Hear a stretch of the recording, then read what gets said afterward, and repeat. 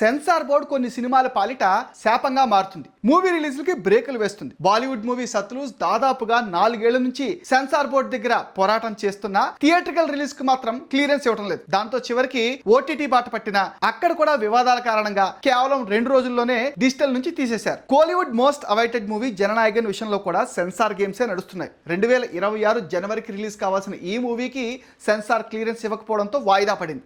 ఇప్పటికీ బోర్డు నుంచి క్లారిటీ లేక రిలీజ్ డైలమాలో పడింది. రియల్ ఇన్సిడెంట్స్ తో తెరకెక్కిన సల్మాన్ ఖాన్ మాతృభూమి కూడా సెన్సార్ చిక్కుల వల్లనే డిలే అవుతుందనే టాక్ కూడా వినిపిస్తుంది. రీసెంట్ టైమ్స్ లో ఎమర్జెన్సీ, ది కాశ్మీరీ ఫైల్స్ లాంటి సినిమాలు కూడా సెన్సార్ వల్ల చాలా ఇబ్బందులు పడ్డారు. ఎలక్షన్స్ కు ముందు రిలీజ్ కావాల్సిన కంగనా ఎమర్జెన్సీ సెన్సార్ క్లియరెన్స్ రాకపోవడంతో ఎలక్షన్స్ తర్వాత రిలీజ్ అయింది. The Kashmiri files, the Kerala stories కూడా ఎన్నో వాయిదాల తర్వాతే ఆడియన్స్ ముందుకు వచ్చాయి. శాంతి భద్రతల సమస్యలు, కొన్ని వర్గాల భావోద్వేగాలు దెబ్బతినకుండా ఉండడానికే క్లియరెన్స్ విషయంలో ఇంత కఠినంగా ఉంటున్నామని సెన్సార్ బోర్డు వాదిస్తున్నా సినిమా అనేది ఆర్ట్ ఫామ్, దానికి పూర్తి స్వేచ్ఛ ఉండాలని మేకర్స్ అంటున్నారు.